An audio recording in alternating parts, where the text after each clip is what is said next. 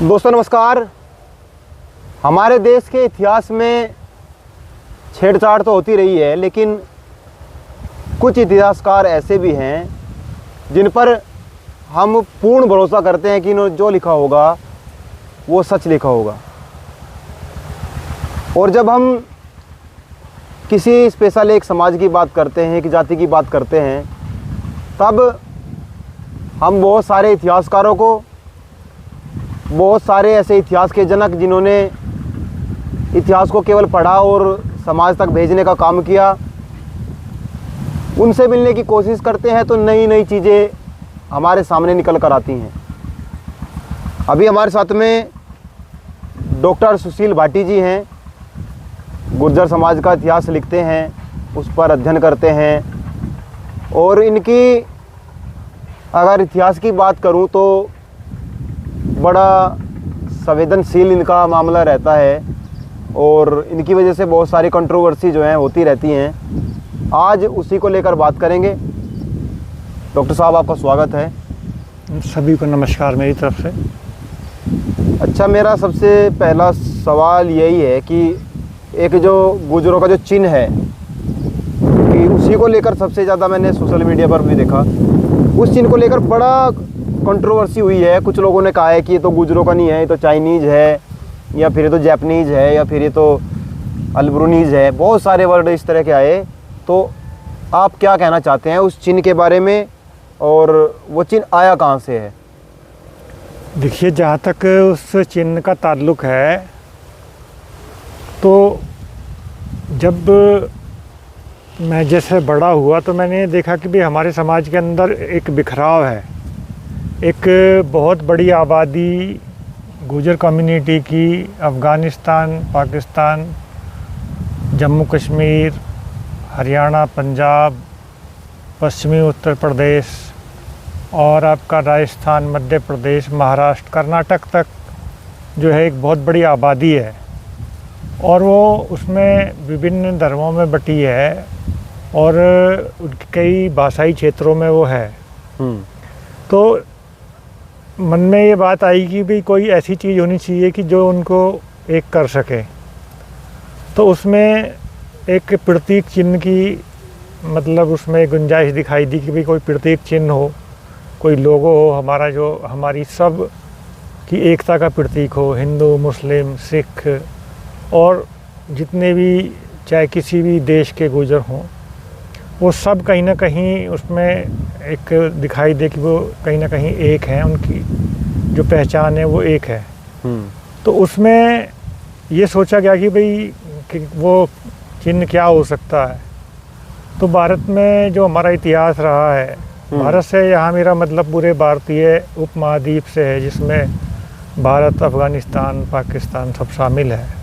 तो इसमें तो ये बात आई कि भाई अगर हम देखें तो बहुत से हमारे पूर्वजों ने वो बहुत महत्वपूर्ण और ऐतिहासिक भूमिका निभाई। उसमें एक कुषाण वंश है, एक हूण वंश है और एक गुर्जर प्रतिहार वंश है प्राचीन काल में। इन तीन राजवंशों ने अपने साम्राज्य स्थापित किए, लेकिन इन तीनों में जो सबसे विशाल साम्राज्य था वो कुषाण साम्राज्य था। और कुषाण साम्राज्य कनिष्क के और हुविष्क के समय में तो अब बहुत बड़े भूभाग पर था। और इधर यहाँ तक कि ईरान के, पूर्वी ईरान का जो खुरासान क्षेत्र है वो उनके अंतर्गत था। उज़्बेकिस्तान के हिस्से, तजाकिस्तान के हिस्से, मध्य एशिया के, चीन के यारकंद, खोतान के हिस्से, और इधर आपका अफ़गानिस्तान, पूरा पाकिस्तान, आज का उत्तर भारत, नर्मदा तक का क्षेत्र और बंगाल की खाड़ी तक का जो क्षेत्र है वो कुषाण साम्राज्य के अंतर्गत था। मोटे तौर पे यदि हम कहें तो जहाँ भी आज तक हम देखते हैं कि गुर्जर कम्युनिटी की आबादी है, ये साम्राज्य मतलब उस पूरे क्षेत्र में फैला हुआ था। तो बाकी जो साम्राज्य थे, चाहे वो हूण साम्राज्य था, तोरमान और मीरकुल हूण के नेतृत्व में जो बना, या जो आपका गुर्जर प्रतिहार साम्राज्य था जो मिहिर भोज और आपके महेंद्रपाल जो उनके पुत्र थे उनके नेतृत्व में बना, वो इतने विशाल नहीं थे। उनका जो क्षेत्र था वो इनके हिसाब से बहुत छोटा था, सीमित था। तो ये एक ऐसा साम्राज्य है जो हमारे पूर्वजों को कहीं ना कहीं सबको रिप्रेजेंट कर सकता है, पूरी आबादी को। तो इसलिए कुषाण साम्राज्य से संबंधित वो चिन्ह कोई हो, ये बात मन में आई। और उसमें जो कुषाण साम्राज्य था उसमें सबसे जो प्रतापी शासक हुआ वो कनिष्क हुआ, कनिष्क प्रथम। उनके सिक्कों पर उनका एक राजसी चिन्ह है और उस राजसी चिन्ह को जो है वो उनके सोने के सिक्कों पर और दूसरी जो धातुओं की मुद्राएं थी उन सब पर वो चिन्ह मिलता है। और उस चिन्ह को फिर मतलब जो है सोचा मैंने कि भाई ये चिन्ह ऐसा हो सकता है कि जो हम सबको रिप्रेजेंट करे। तो उस चिन्ह को फिर वहाँ से लिया गया। इस कनिष्क के सिक्कों पर पाया जाता है, उसका राजसी चिन्ह है, ये उसकी वंश को, उसके कबीले को रिप्रेजेंट करता है। और जो उसका वंश और कबीला है, इतिहास में उसे भिन्न तरीके से लिखा गया है। उसे कुषाण भी लिखा गया है, उसे गुशान भी कहा गया है। जब हम, क्योंकि उस समय कई भाषाएं चलती थी, इनका जो साम्राज्य था वो कई भाषा क्षेत्रों में था। तो कई उसमें लिपियां थीं। जैसे कि उस समय पश्चिमी उत्तर भारत में जो लिपि चल रही थी वो खरोष्टी लिपि थी, और खरोष्टी लिपि चल रही थी। और ब्राह्मी जो थी, जो नॉर्थ वेस्टर्न ब्राह्मी जिसे हम कहें, उत्तर पश्चिम की जो ब्राह्मी थी, ब्राह्मी लिपि भी थी कहीं पे। और आपका जो है एक लिपि जो हिंद यूनानी थे, जो सिकंदर के बाद में बैक्ट्रिया के क्षेत्र में बस गए थे, जो अफ़गानिस्तान के, उत्तरी अफ़गानिस्तान और उसके ऊपर का क्षेत्र है उत्तरी, वहाँ एक भाषा चलती थी उनकी, एक स्क्रिप्ट चलती थी।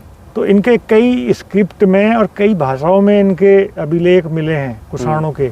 तो उनमें कहीं इन्हें कुषाण कहा गया, कहीं इन्हें गुशन कहा गया। लेकिन जो इनकी अपनी भाषा थी, भाई इतिहासकार आज ये सोचते हैं कि भाई कुषाण साम्राज्य तो इतना बड़ा था, उसमें इतनी सारी भाषाएं चलती थी, इतनी सारी लिपियां थी, तो इनकी अपनी कौन सी थी? तो कुछ लोग का मानना ये है कि जो तोखारी भाषा है, क्योंकि इनका सबसे पहला जो इतिहास मिल रहा है वो तारीम घाटी से मिलता है, जहाँ पे तोखारी भाषा चलती थी। और इनको भारत के अंदर तोखारी और तुषार भी कहा गया। भारतीय साहित्य में कुषाण नाम नहीं मिलता, कुषाण इनके सिक्कों पे नाम मिलता है, इनके अभिलेखों में, अपने अभिलेखों में नाम मिलता है। लेकिन जो भारत का साहित्य है, जो उस समय ग्रंथ लिखे गए भारत के, उनमें इनका नाम तुषार मिलता है, तुषार मिलता है, तुखार मिलता है, ये मिलता है। तो इनकी जो भाषा थी, कुछ लोगों ने कहा तुखारी है। फिर लेकिन इन्होंने, इनकी भाषा का पता तब चला असल में कि क्या नाम है, जब रबाटक अभिलेख जो है वो मिला। 90 के दशक में रबाटक अभिलेख आपका हमको अफ़गानिस्तान के क्षेत्र में मिलता है। और उसमें कनिष्क जो है ये कहता है कि उसने यूनानी भाषा के स्थान पर, आयोनियन भाषा के स्थान पर आर्य भाषा में अभिलेख को खुदवाया है, और उसको जो है उसने अपनी भाषा घोषित किया है। ठीक है। तो उनकी भाषा का आर्य, उन्होंने अपनी भाषा को बोला कि उनकी भाषा का नाम क्या है, आर्य है। और इस आर्य भाषा की खूबी ये थी, जब हम उस लिपि को पढ़ते हैं कि वो यूनानी लिपि में इनके अभिलेख मिले हैं, जो क्योंकि इनका जो सबसे पहले जो साम्राज्य हुआ वो बैक्ट्रिया क्षेत्र में ही हुआ। बैक्ट्रिया, जो मैंने जैसे बताया कि ये नाम जो था आर्याना, लोकल लोग तो उसको आर्याना कहते थे उस जगह को, और यूनानी लोग जो वहाँ बस गए थे वो उसे बैक्ट्रिया बोलते थे। और आर्याना के अंदर आर्य भाषा थी। तो जो वो आर्याना था, या जिसे यूनानी उस समय बैक्टीरिया कह रहे थे, या आने वाले समय में उस जगह का नाम ही तोखारिस्तान पड़ा।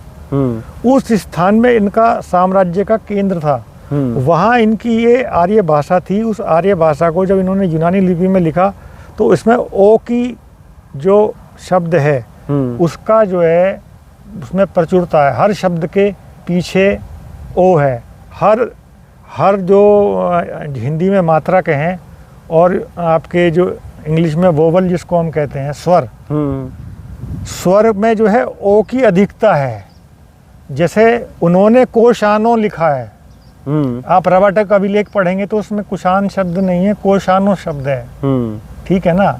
इसी प्रकार से आप जितने भी इनके जो ग्रीक लैंग्वेज, ग्रीक स्क्रिप्ट में जिसमें इन्होंने सुधार भी किए एक दो, इसलिए उसे कुशानी लिपि भी कहते हैं कई बार। उस लिपि में इनकी अपनी आर्य भाषा में जितने भी जगह शब्द प्रयोग हुआ है वो कुशान नहीं हुआ, कोशानो हुआ है। और हमारा जो कसाना गोत्र है उसको बोलने का जो हमारा अपना तरीका है, जो गुजरों की जो भाषा है उसमें ओ की अधिकता है।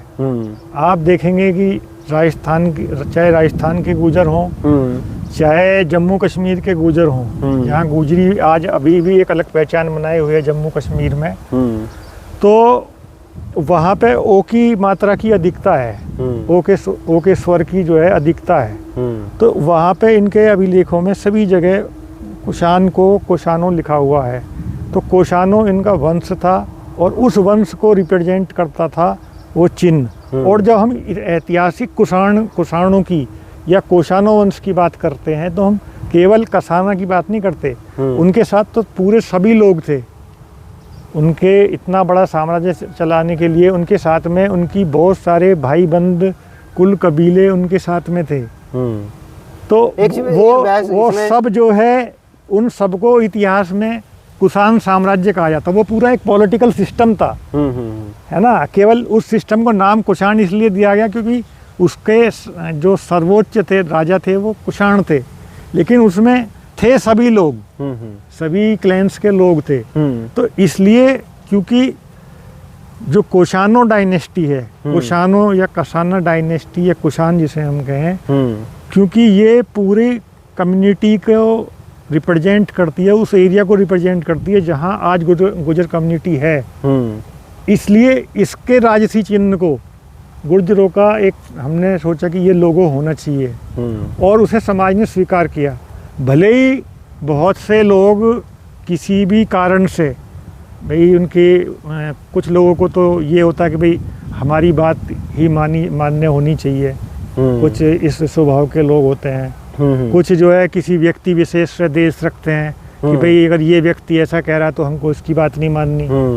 कुछ जो है संगठन, कोई संगठन बना लिया, किसी ने संगठन ने कोई स्टैंड ले लिया तो वो अपने स्टैंड पर रहना चाहते हैं, कोई और कुछ कह रहा तो वो उसे स्वीकार नहीं करते।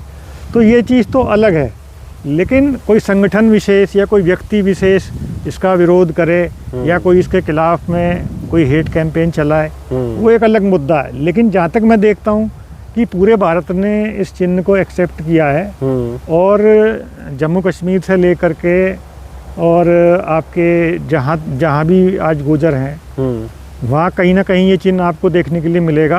और मैं तो जो वन गुजर हैं, मुस्लिम गुजर हैं, उनके बीच में भी मैं गया हूँ पिछले कुछ दिनों में, तो वहाँ भी जो है ये चिन्ह जो है मैं देखता हूँ उन्होंने अपनी कारों के ऊपर और अपनी जो बाइक थी उनके ऊपर उन्होंने इस चिन्ह को लगाया हुआ।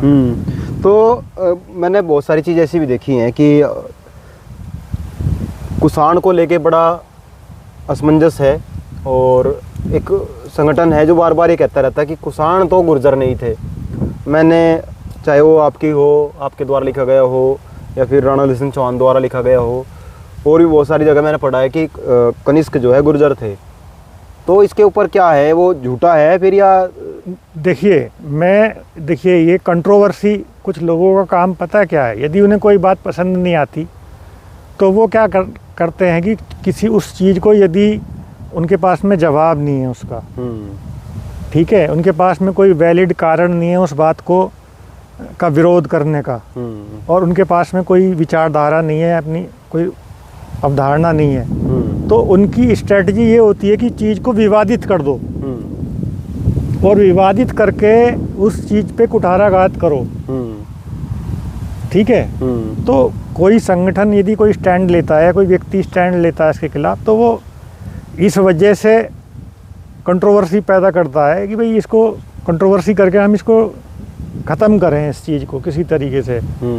तो कंट्रोवर्सी किसी संगठन के द्वारा खड़ी करना, जैसे कि मान लीजिए विभिन्न पॉलिटिकल पार्टीज हैं, क्या कभी कभी पॉलिटिकल पार्टी अपने नेता का विरोध में बोलती है या विपक्ष के नेता के बारे में जो है वो अच्छा बोलती है, वो हमेशा जो है जो विपक्ष है वो सत्ता पक्ष के खिलाफ ही बोलता है, वो उसकी कमी ही निकालता है ना। तो अगर संगठन कोई बात कहता है तो संगठन का तो अपना स्टैंड, जो उसके स्टैंड से अलग होता है उसका वो विरोध करते हैं, ये एक स्वाभाविक सी प्रक्रिया है। तो किसी संगठन के विरोध को मैं कभी भी गंभीरता से नहीं लेता। हाँ, आम समाज में कभी मैंने जो है इस चीज़ को नहीं देखा कि कोई ये कहे कि कुषाण जो थे वो गुर्जर नहीं थे, या उनका गुजरों से उनका कोई संबंध नहीं है। अगर हम इतिहास जो चलता है वो चलता है प्रमाणों के आधार पर चलता है जी, ठीक है जी। यदि हम प्रमाणों की बात करें तो प्रमाण जो है वो क्या बोलते हैं। प्रमाण तो ये है कि गुर्जर शब्द सबसे पहले साहित्य में हर्षचरित के अंदर आया। हर्ष का जो दरबारी था उसने जो है हर्षचरित किताब लिखी, और उसके अंदर हर्ष के जो पिता थे उनके लिए आया कि वो गुर्जर की नींद को उड़ाने वाले थे, ठीक है। हूण हिरण के लिए शेर के समान है और गुर्जर की नींद उड़ाने वाले हैं। तो वहाँ पे गुर्जर शब्द का मतलब जो है पहला उल्लेख हमको मिलता है। जी जी। और गुर्जर जो कहा गया है वो गुर्जर जो देश उस समय एक जगह थी जो आज का जो राजस्थान है, लगभग इसी एरिया में वो जगह उस समय गुर्जर देश कहला रही थी। बल्कि हेन सांग ने जब वहाँ पे विजिट किया उस जगह तो उसे कूचीलो बोला।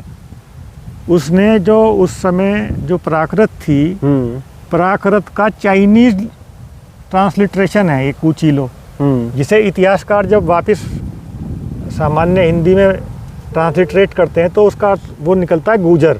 गुर्जर भी नहीं निकलता, वो गुर्जर निकलता है, ठीक है। क्योंकि उसमें कै जो है वो गै को रिप्रेजेंट कर रहा है, कै गै में तब्दील हो रहा है, और चे जो है वो जय में तब्दील हो रहा है, और ले रे में, ठीक है। तो ले उसमें दो बार नहीं है, तो वो गुर्जर नहीं है, वहाँ पे गुर्जर है। कूचीलो में जो लिखा बोला है इंसान ने, तो उस जगह का नाम था गुर्जर, गुर्जर देश, ठीक है। और वहाँ के शासक को गुर्जर कहा। ये पहला जो है आपका साहित्य का मतलब आपका प्रमाण है। और सबसे पहले किसी अभिलेख के अंदर आया है पुलकेशी द्वितीय के ऐहोल अभिलेख में, जो 7वीं शताब्दी का है। अब इससे पहले जब गुर्जर शब्द नहीं मिल रहा है तो कोई भी निश्चित तौर पे ये नहीं कह सकता कि भाई उससे पहले गुर्जर कम्युनिटी की क्या स्थिति थी, ठीक है। तो उसी संगठन के लोग या दूसरे लोग, बहुत से लोग तो माइथोलॉजी से जोड़ रहे हैं अपने आप को, उनके लिए क्या गुर्जर शब्द इस्तेमाल हुआ। मैं ये जानना चाहता हूँ क्या जो बहुत सारे भारत के ग्रंथ हैं, रामायण है, महाभारत है, क्या उसके अंदर गुर्जर शब्द है?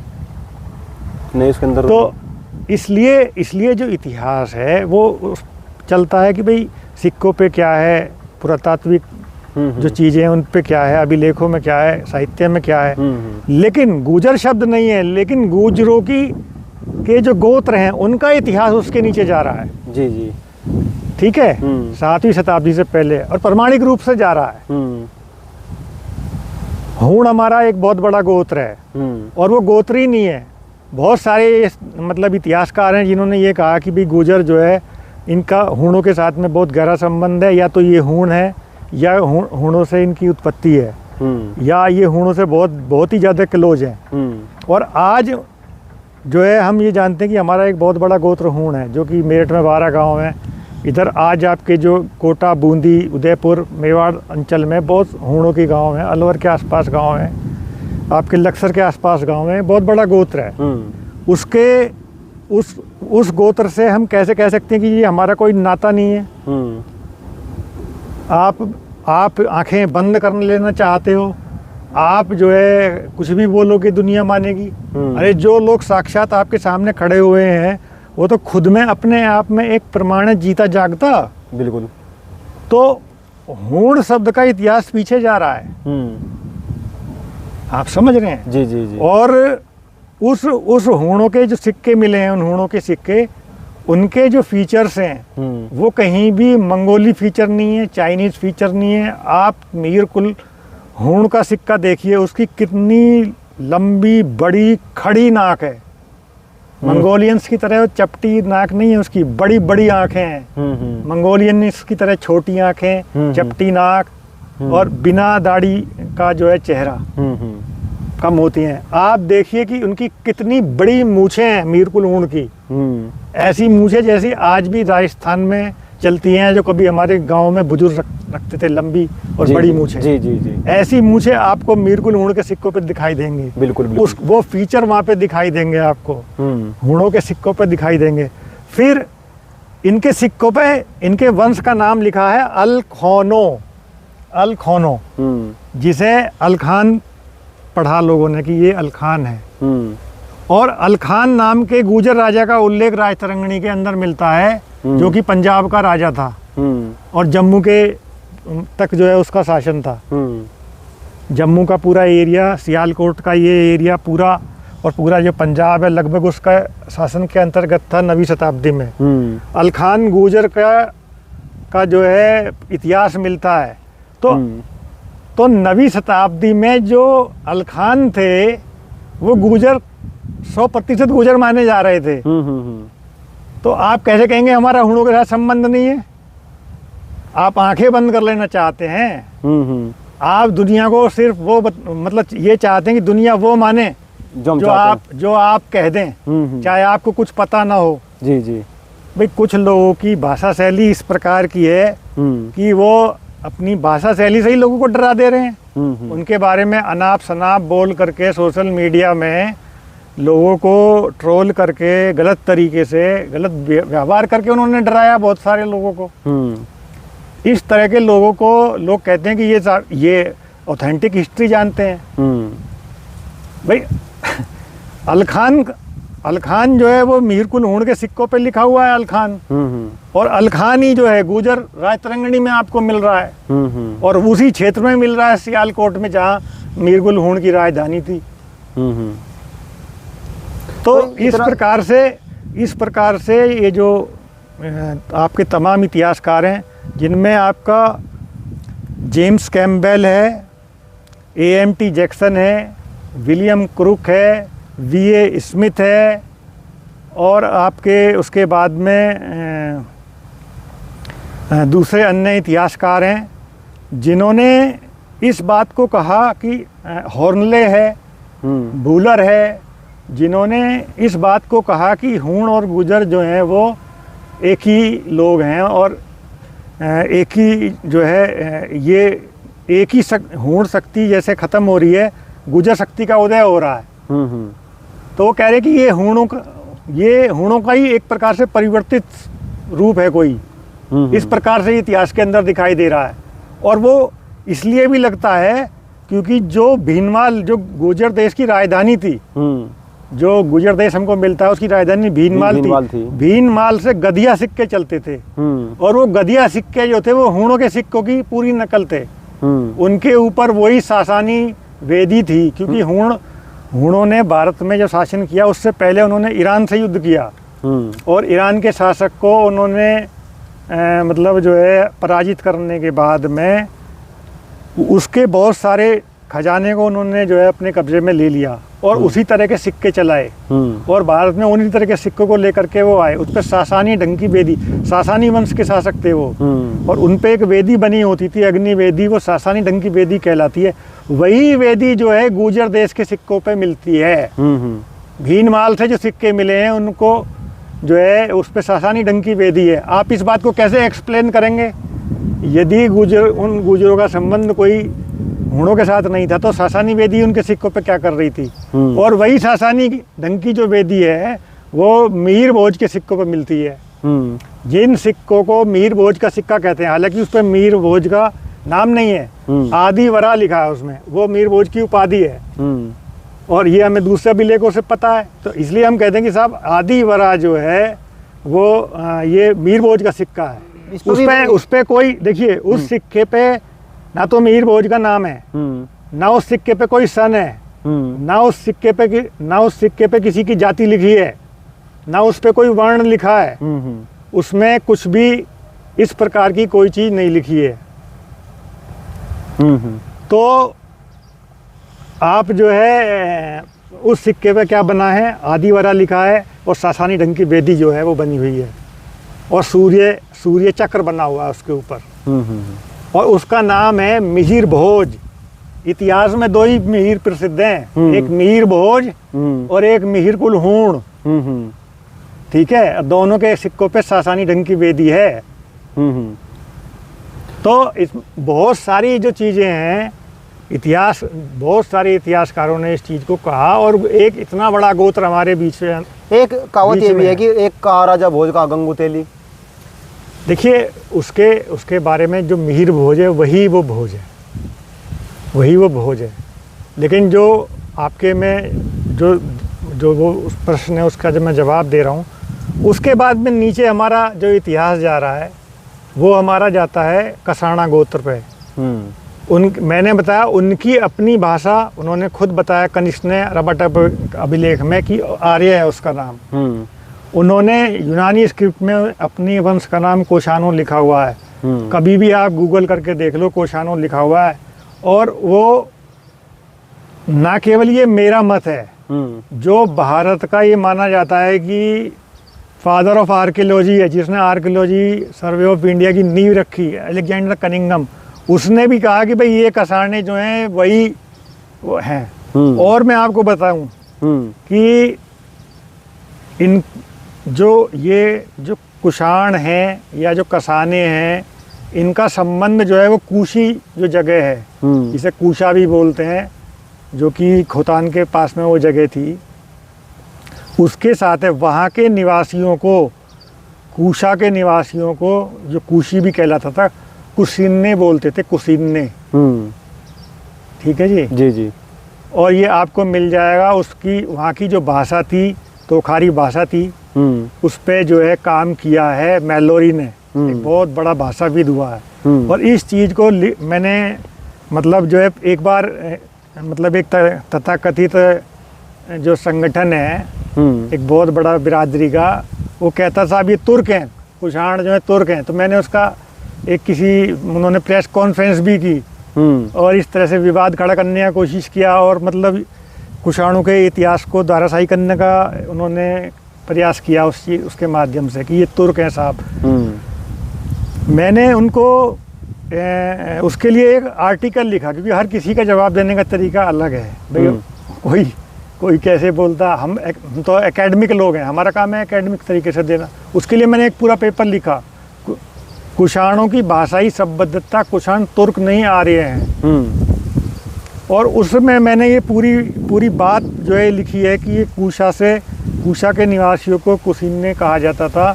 और बाद में इन्होंने जो ये आपकी जो यूची जो ट्राइब थी, उसके साथ में ये कूशा के जो लोग थे, ये लोग भी आए और इन्होंने जो है कुजुल कड़फिस ने ये आपके बैक्ट्रिया क्षेत्र में रहे, वहाँ साम्राज्य बनाया।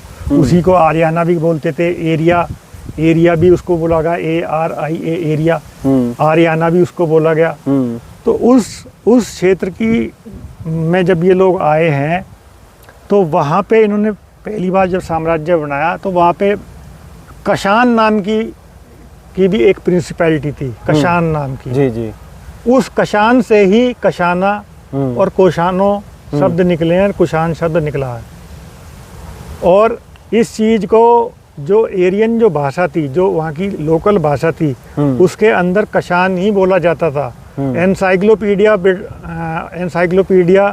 ब्रिटानिका में इस चीज़ को दिया गया है। इसको मैंने कोट भी किया, एक आर्टिकल मैंने लिखा था, गुर्जरों की कुषाण उत्पत्ति का सिद्धांत। तो मैंने उसको बाकायदा उसमें कोट कर रखा है और आप उसे इंटरनेट पे देख सकते हैं। जी जी जी। उसमें लिखा है कुजुल कड़फिस के लिए कशाना याबुग।